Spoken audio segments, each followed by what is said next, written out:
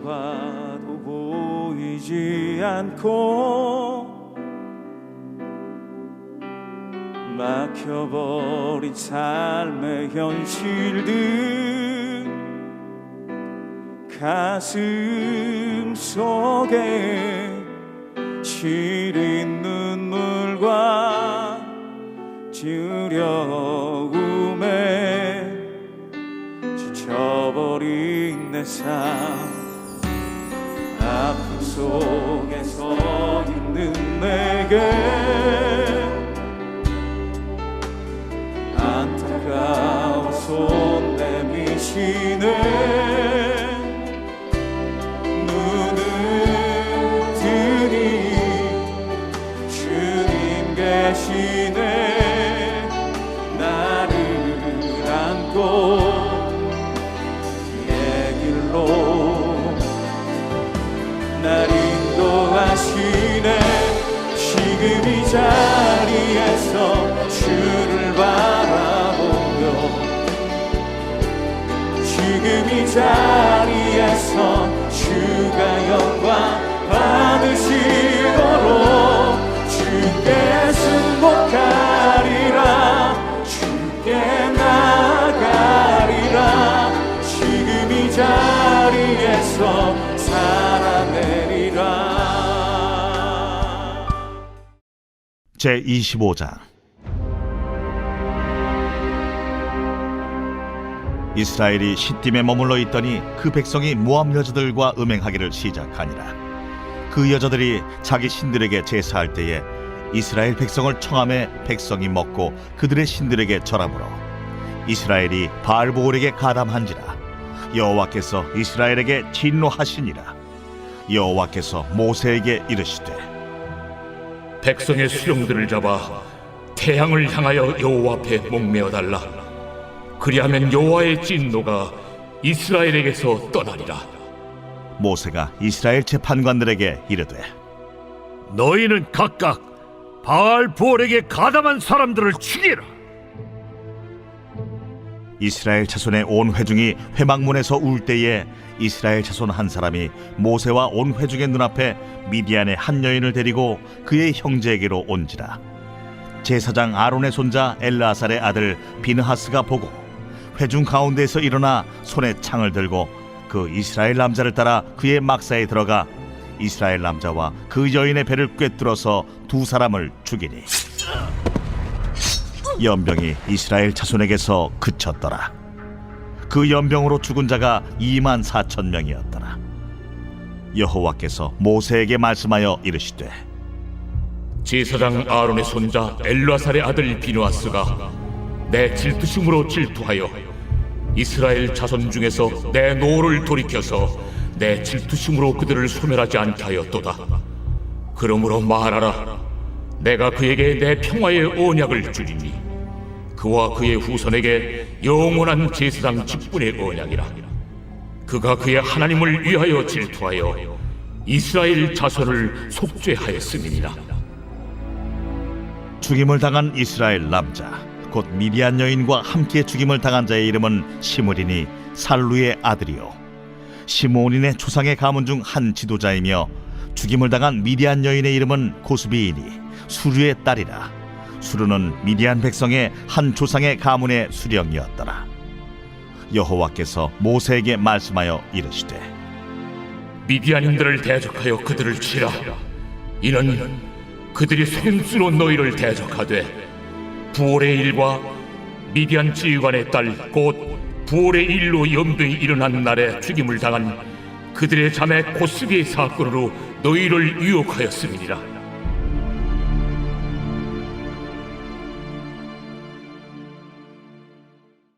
오늘도 예배 자리에 나오신 한 분 한 분 진심으로 환영하고 축복합니다. 생명의 말씀을 가까이 함이 우리에게 복이며 살 길인 줄 믿습니다. 오늘은 사랑하기 때문에 질투한다 라는 제목으로 하나님 말씀 같이 나누도록 하겠습니다. 오늘 본문 바로 전의 내용을 살펴보면 하나님께서 이스라엘을 향한 사랑의 마음을 우리는 알 수 있습니다. 40년 동안 광야 생활을 한 다음에 가나안 진입로에 있는 시딤에 지금 이스라엘 백성은 위치해 있습니다. 그곳에서 모압 왕 발락이 하나님이 함께 하시는 이스라엘의 강성함을 보고 두려워하며 걱정합니다. 그래서 대놓고 이제 대안으로 발람을 부른 것입니다. 그래서 이스라엘을 저주하기를 부탁하지만 하나님께서는 오히려 발람을 통해서 이스라엘을 축복합니다. 내가 이스라엘과 함께하며 그들을 대적할 자가 누구냐? 내가 그들을 애굽에서 이끌어낸 전능자가 아니냐? 내가 그들을 위하고 그들과 함께하고 있다라는 것을 거듭해서 발락에게 이야기했습니다. 이것이 오늘 본문 바로 전의 내용입니다. 그런데 오늘 본문은 하나님의 신실한 사랑에도 불구하고 이스라엘의 죄악상을 버젓이 폭로하고 있음을 우리는 볼 수 있습니다. 1절, 2절 같이 한번 보겠습니다. 이스라엘이 시딤에 머물러 있더니 그 백성이 모압 여자들과 음행하기를 시작하니라. 그 여자들이 자기 신들에게 제사할 때 이스라엘 백성을 청하매 백성이 먹고 그들의 신들에게 절함으로. 이스라엘 백성이 모압 여자들과 음행했다고 기록합니다. 여기서 말하는 음행은 단순히 육체적인 간음뿐만이 아니라 이교적 우상숭배의 관습을 받아들여 하나님으로부터 멀어지고자 하는 영적 간음의 의미까지 내포하고 있음을 우리는 알 수 있습니다. 발락의 왕의 저주로부터 이스라엘을 지켜주셨으며 이스라엘 백성은 하나님의 신실한 사랑을 저버리고 오히려 우상숭배의 유혹과 육체적 쾌락에 빠진 모습을 우리는 보고 이것이 굉장히 상대적인 대조적인 것을 볼 수 있습니다. 뿐만 아니라 모압 여자들이 섬겼던 신들에게까지 절합니다. 하나님을 떠나 철저하게 타락했던 이스라엘의 그 당시 시대상을 드러내고 있음을 볼 수 있습니다. 우리 3절을 같이 한번 읽겠습니다. 이스라엘이 바알 부올에게 가담한지라 여호와께서 이스라엘에게 진노하시니라. 여기서 말하는 바알 부올 무엇일까요? 이것은 부올이란 곳에서 섬기는 바알을 이야기합니다. 바알은 우리가 잘 알고 있듯이 풍요와 다산을 상징하죠. 당시의 부와 명예를 주관했던 이방신으로 여겨졌습니다. 그러한 자를 섬겼던 이스라엘의 모습이고 이 모습을 우리 주님께서는 원하지 않으셨습니다. 그리고 이스라엘을 향해서 진노하셨다라는 것이죠. 40년 동안 광야에서 훈련을 받고 또 받으며 이스라엘의 여전한 모습에 주님의 통탄한 마음을 금할 길이 없었습니다. 가나안에 들어가기 전부터 이방인들과의 음행하며 그들의 신을 섬기는 범죄에 빠졌다면 그 땅에 들어간 이후의 상황은 불을 보듯 뻔한 것이었기 때문에 그 어느 때보다 이 상황은 심각했고 하나님의 진노는 강하게 불타올랐음을 우리는 보게 됩니다. 이스라엘 죄악됨을 심판하고 하나님의 뜻을 재확인시키기 위해서 강력한 대안이 필요했습니다.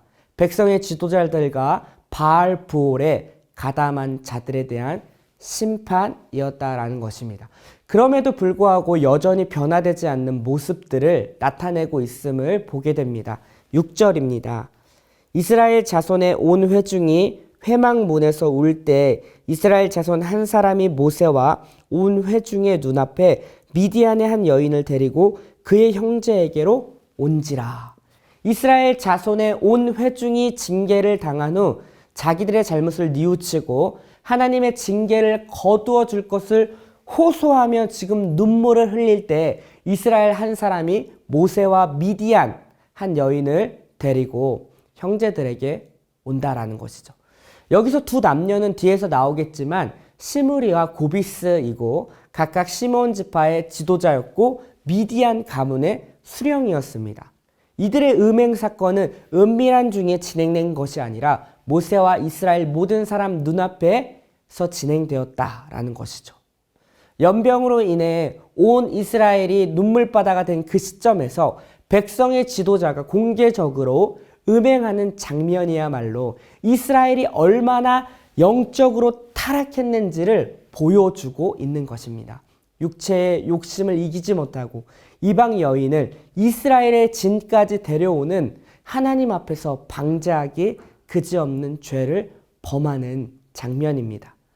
이러한 모습을 보고만 있을 수 없는 한 사람이 있었습니다. 비느하스입니다. 우리 7, 8절을 같이 보겠습니다. 제사장 아론의 손자 엘르아살의 아들 비느하스가 보고 회중 가운데서 일어나 손에 창을 들고 그 이스라엘 남자를 따라 그의 막사에 들어가 이스라엘 남자와 그 여인의 배를 꿰뚫어서 두 사람을 죽이니 연병이 이스라엘 자손에게서 그쳤더라. 비느하스가 손에 창을 들고 막사에 들어가 남자 여자를 죽입니다. 그때 비로소 연병이 그치게 된다라는 것이죠. 공동체 속에 만연한 죄악을 그냥 지나쳐 버리지 않고 이를 제거하는 용기 있는 모습을 오늘날 우리에게 굉장히 큰 도전을 준다고 할 수 있습니다. 개인주의가 팽배하고 신경 쓰지 마라. 괜히 관여했다가 골치만 아프다. 내 것만 잘하자. 이런 정신이 강한 오늘날에 공동체의 죄악됨을 바로잡는 모습은 용기 있는 모습이라 할 수 있습니다. 죄에 대해서 침묵하고 타협하고 묵인, 방관, 허용한다는 것은 우리 또한 그 죄에 가담하고 있다는 것이라 해도 과언이 아닙니다. 그런데 이렇게 비느하스가 멋있는 용기 있는 모습을 행할 수 있음은 바로 하나님의 질투 때문이었습니다. 우리 11절입니다. 제사장 아론의 손자 엘르아살의 아들 비느하스가 내 질투심으로 질투하여 이스라엘 자손 중에서 내 노를 돌이켜서 내 질투심으로 그들을 소멸하지 않게 하였도다. 비느하스가 그렇게 할 수 있었던 것은 여호와의 질투하심이 그에게 동일하게 공유되었기 때문입니다.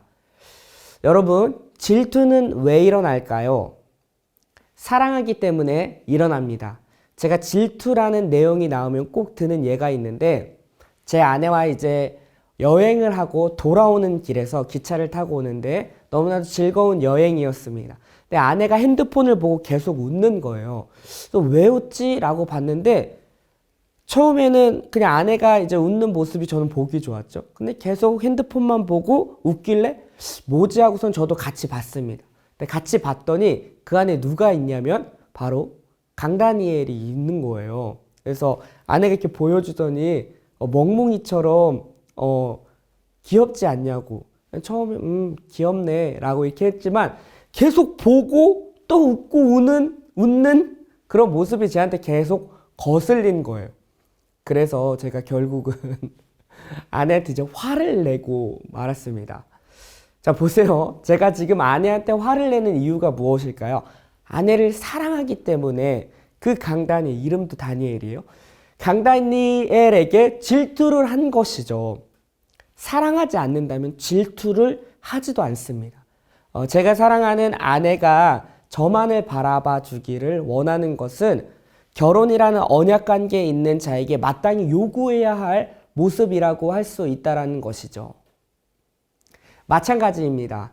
지금 이스라엘 백성들이요, 하나님께서 이스라엘 백성들을 향해서 사랑하기를 원하시는, 나만을 바라봐 주기를 원하시는 그 하나님의 마음이 담겨져 있는데 그러한 것들을 지금 이스라엘 백성이 못하고 어떻게 하는 거죠?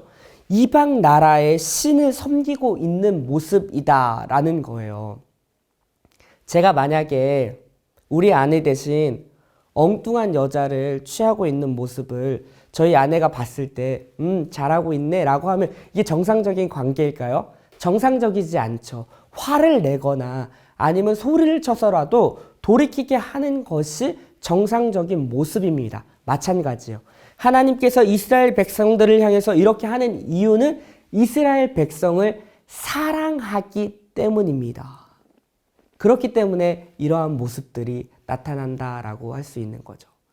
이스라엘은 영적 간음을 저질렀습니다.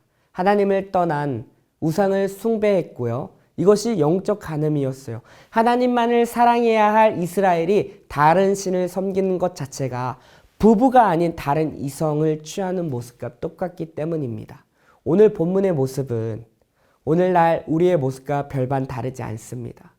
오늘도 하나님은 우리에게 요구하는 것이 하나님만을 더욱 사랑하기를 바라고 계십니다. 그러나 여전히 우리는 하나님이 아닌 것에 집중하고 있고 온갖 관심을 다 쏟고 있다라는 것입니다. 바쁜 일정, 나의 미래와 학업 진로, 그리고 우리 가정과 아이, 내 건강의 문제, 내가 원하는 모습과 이루려는 것들에 더 많은 시간을 빼앗기고 어느새 그것이 내 삶의 우상이 되어 살아가고 있지 않은지 다시 한번 돌아보면 좋겠습니다. 우리 주님은 질투하시는 하나님입니다. 왜요? 우리를 사랑하기 때문입니다. 그의 전부를 우리에게 주며 사랑하시고 우리를 포기하지 않고 오늘도 우리에게 찾아오셔서 나와 함께 하자고 이야기하시는 분이 우리가 믿고 있는 하나님입니다. 사랑하지 않으면 관심도 갖지 않는다라는 거죠.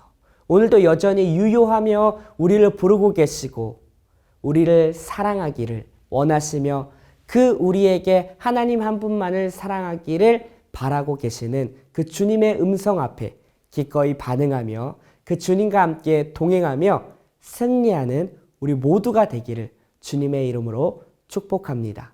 우리 같이 한번 기도하겠습니다. 세상의 그 어떠한 것보다 하나님 한 분 더욱 사랑하는 하루가 되게 하소서. 죄를 죄로 여기고 아닌 것을 아니라고 말할 수 있는 용기와 담대함을 허락하소서. 음란함을 버리고 거룩하고 정결한 주님의 백성으로 살아가게 하소서. 우리 이러한 제목을 갖고 함께 기도의 자리로 나아가도록 하겠습니다. 여호와는 나의 목자시니 내가 부족함 없으리. 푸른 초장에 누이시며 나를 쉴 만한 물가로 오 주께